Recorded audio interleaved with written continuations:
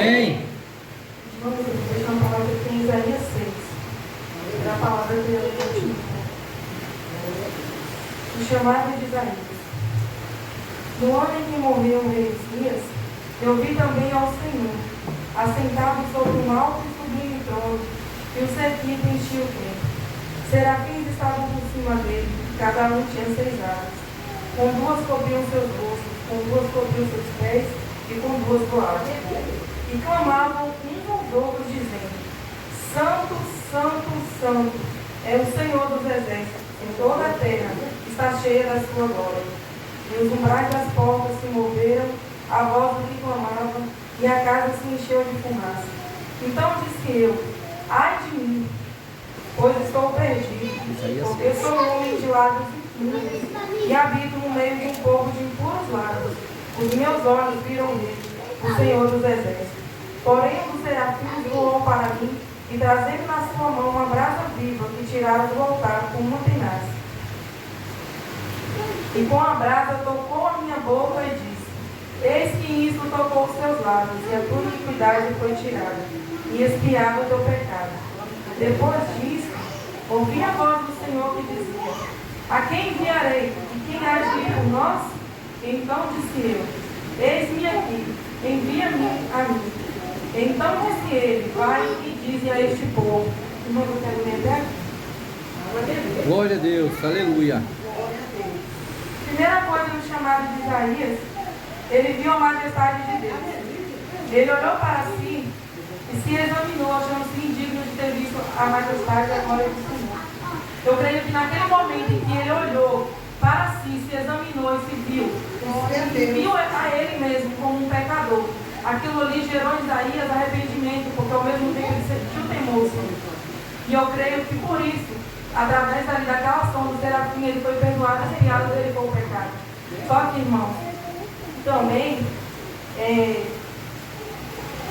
eu imagino como ele pensou, se os anjos, que ele olhou ali, observou aqueles anjos, diante do Senhor, tapando seus olhos enquanto adorava. Nem enquanto adorava o Senhor, os anjos olhavam para ele, imagine ele, olhando para o Senhor como um homem pecador e imundo. Aleluia. Imagine o temor do ser humano ao ver uma visão dessa. Só que também, eu quero deixar para os irmãos que ele deixou de ser um pecador. A partir daquele momento, o pecado dele foi perdoado. Só que depois daquela visão, como Isaías continuou? Continuou vivendo no meio de um povo impuro, de um povo pecador. Mas aquilo que aconteceu, aquela visão foi algo particular entre Isaías e Deus. Era algo dele com Deus, intimidade dele com Deus. Eu quero dizer para os irmãos o seguinte: não importa quem está em minha volta ou em sua volta, não importa se vivemos em um lar ou no meio de pessoas que cometem pecado, que fazem aquilo que não agrada o Senhor. Isso não obriga a mim e a você a fazer aquilo.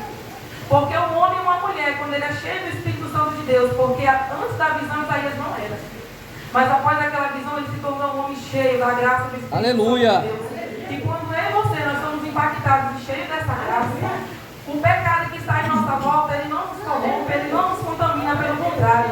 A presença e o brilho do Espírito Santo de Deus que vai habitar em mim e você, ela vai impactar vidas. Ela vai ganhar alma para o reino de Deus, porque a presença de Deus em minha vida e na tua vida é testemunho. Irmãos, muitas vezes também, agora eu ia falar, mas não vou falar. Nós devemos também dar um bom testemunho diante de Deus.